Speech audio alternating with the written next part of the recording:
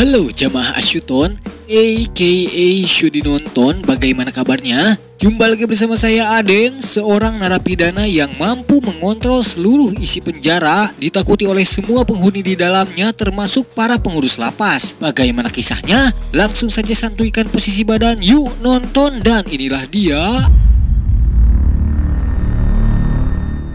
Alkisah berlatar di Los Angeles, Amerika Serikat. Skin akan berfokus pada sebuah lapas yang menampung para napi dengan tingkat kriminal kelas atas, di mana pada saat itu seorang napi yang bernama Vincent tidak pakai desta sedang menerima kunjungan dari pria paruh baya yang bernama Alex, yang tak lain adalah ayahnya. Nampak jelas bahwa hubungan di antara mereka agak sedikit kurang harmonis. Sementara itu di ruangan yang lain, seorang napi bernama Max Chandler akan menerima putusan pembebasan bersyarat dari para pengurus lapas. Tapi putusan itu harus gagal karena sebenarnya Chandler telah mempunyai rencana yang lain.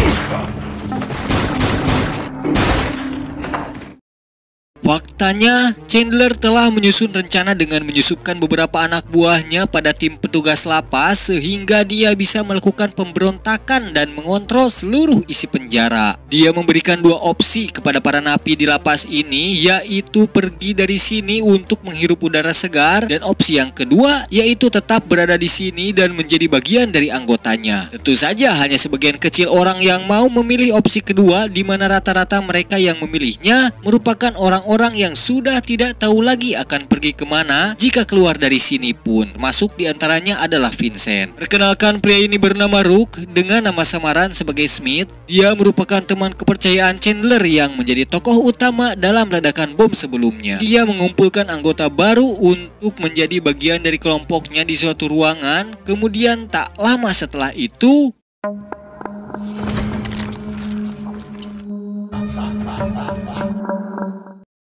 sementara itu Alex yang ternyata masih belum meninggalkan penjara ini dibuat cukup kaget oleh apa yang terjadi. Dia lantas menanyakan kemana jalur evakuasi kepada salah satu petugas lapas, tapi tiba-tiba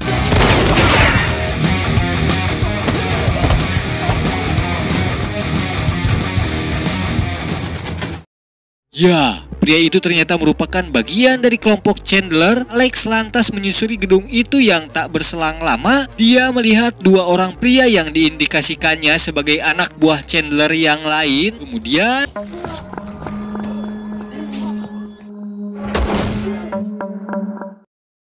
kembali kepada Chandler dan kelompok barunya, dia langsung memerintahkan anggotanya untuk mencari gudang senjata api sebagai amunisi. Sementara itu Chandler sendiri berhasil menghubungi pihak kepolisian yang sudah bersiaga di sekitar gedung penjara. Dia bernama Coleman, seorang sheriff yang memimpin regu aparat. Chandler memerintahkannya untuk segera mengirimkan helikopter untuk menjemputnya dan keluar dari penjara ini dengan pengawalan yang ketat. Jika keinginannya tidak terpenuhi, Chandler mengancam akan meledakkan gedung ini bersama semua sandera yang ada di dalamnya dengan bom waktu yang masih aktif. Di sisi yang lain, Alex masih terus menyusuri gedung penjara ini. Dia berpapasan dengan para tahanan yang sudah bersenjata api. Vincent sempat melihat Alex yang sedang bersembunyi. Meskipun Vincent sendiri tidak melihat dengan jelas siapa orang di balik sana, tetapi Vincent lebih memilih pergi dari sana. Kemudian inilah yang terjadi selanjutnya.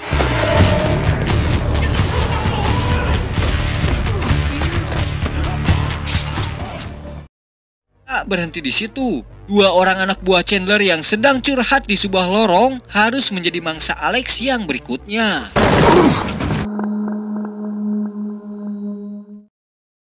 Singkat cerita, kelompok napi ini sudah kembali berkumpul di ruangan Chandler berada. Chandler menyuruh Rook untuk membawa kelompoknya berpatroli, tapi dia membiarkan Vincent tetap berada di sini bersamanya. Chandler melihat sisi lain yang istimewa pada diri Vincent, khususnya pada potensi kecerdasan yang Vincent miliki. Chandler akhirnya membuka kedok identitas aslinya, yaitu sebagai mantan anggota polisi di bidang bom. Itu juga alasan dia bisa dengan mudah merancang bom di awal film tadi. Sementara itu di tempat yang lain, Alex menerima pesan untuk menghubungi suatu nomor yang ketika dia hubungi, ternyata itu adalah Coleman. Ya, faktanya Alex dan Coleman sudah saling mengenal. Faktanya lagi, Alex ternyata merupakan seorang mantan pasukan khusus. Itulah yang menjadi alasan Alex dengan cukup lihai memangsa anak buah Chandler satu persatu. Dalam obrolan itu, Alex memberitahu Coleman bahwa dia sudah mengelilingi gedung penjara ini, tetapi tidak ada satupun sandera selain kelompok Chandler itu sendiri, yang artinya ancaman Chandler sebelumnya hanyalah sebuah gertakan saja. Kembali lagi kepada Chandler, di mana satu anak buahnya melaporkan penemuan mayat napi yang sudah wafat disikat Alex tadi. Sehingga kini Chandler mengumpulkan seluruh kelompoknya dan menawarkan imbalan $1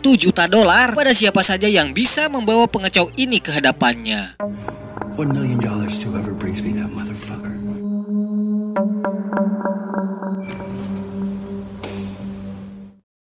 Ya, faktanya semua sandera di gedung ini ternyata sudah dibantai habis oleh kelompok Chandler pada suatu ruangan tertutup. Itu yang menjadi dasar kenapa Alex tidak menemukan satu orang sandera pun di gedung ini. Tapi setelah Alex melaporkan hal ini kepada Coleman, tiba-tiba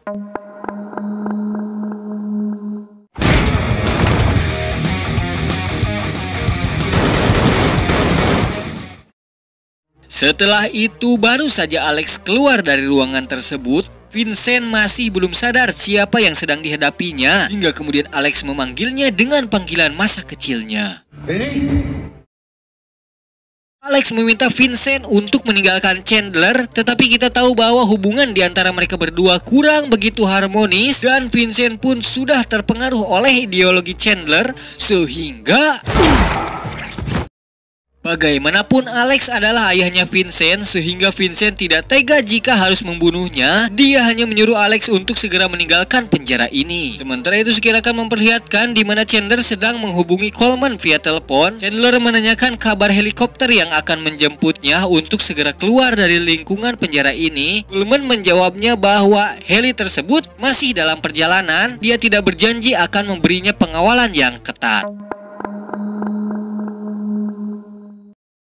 Kembali lagi kepada Alex, kondisinya kali ini cukup membuatnya kesulitan dalam bergerak. Dia sempat menghubungi Coleman, memberitahunya bahwa anaknya telah dipengaruhi oleh Chandler dan belum bisa dibawa keluar. Coleman memperingatkan Alex bahwa beberapa menit lagi helikopter akan segera tiba di atas gedung itu bersamaan dengan datangnya utusan SWAT yang akan mengurus sisa orang yang ada di dalam gedung. Alex lantas mengeluarkan peluru bekas tembakan anaknya sendiri secara mandiri. Lama kemudian setelah itu, dia menerima sinyal walkie-talkie dari Chandler yang pada awalnya bermaksud untuk menghubungi anak buahnya, tetapi Alex to the point mengatakan bahwa anak buahnya yang dimaksud itu sudah mati. Dengan cara santai Chandler menanggapi itu, kemudian Alex membujuknya untuk menghentikan aksinya dan keluar bersamanya. Tapi dalam pemikiran Chandler menyangkal bahwa tidak mungkin Alex masih berada di dalam penjara ini jika dia tidak sedang menjalankan suatu misi, entah itu menyelamatkan seseorang atau membantai semua kelompok Chandler, termasuk Chandler itu sendiri. Alex, nice to meet you. Alex lantas kembali menyusuri ruangan yang lain untuk membawa Vincent pergi sebelum tim SWAT datang, tapi dia malah menemukan beberapa orang anak buah Chandler termasuk Rook yang sedang berkumpul. Dengan pedenya, seorang Alex mengancam mereka bermodalkan pistol biasa, sehingga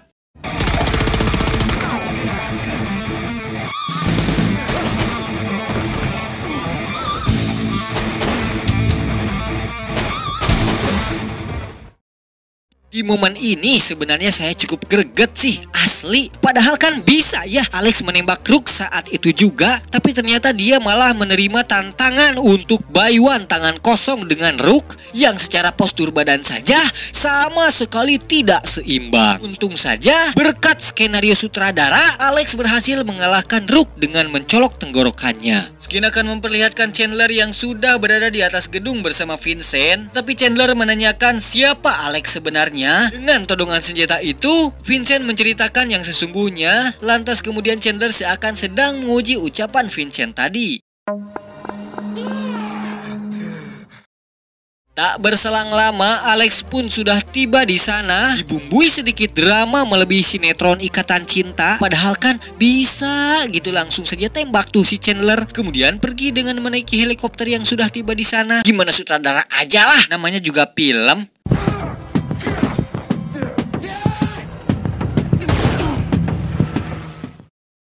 Dan pada akhirnya, Alex memilih untuk membiarkan Chandler pergi dengan keadaan terluka menaiki helikopter, sementara tim SWAT baru datang setelah semua orang sudah meninggal. Selalu saja aparat itu datang terlambat kalau dalam film. Ya mungkin harus menunggu viral di medsos dulu biar kerjanya gercep dalam film loh maksud saya.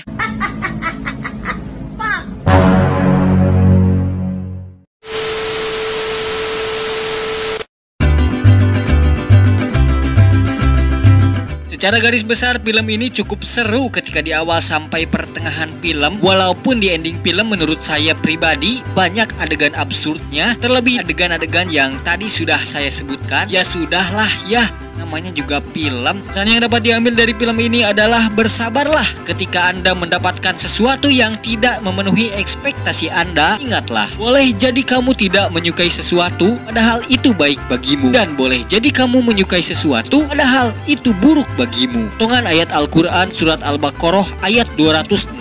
Saya Aden mewakili orang sabar pamit undur diri. Sampai jumpa di video selanjutnya dan wassalam.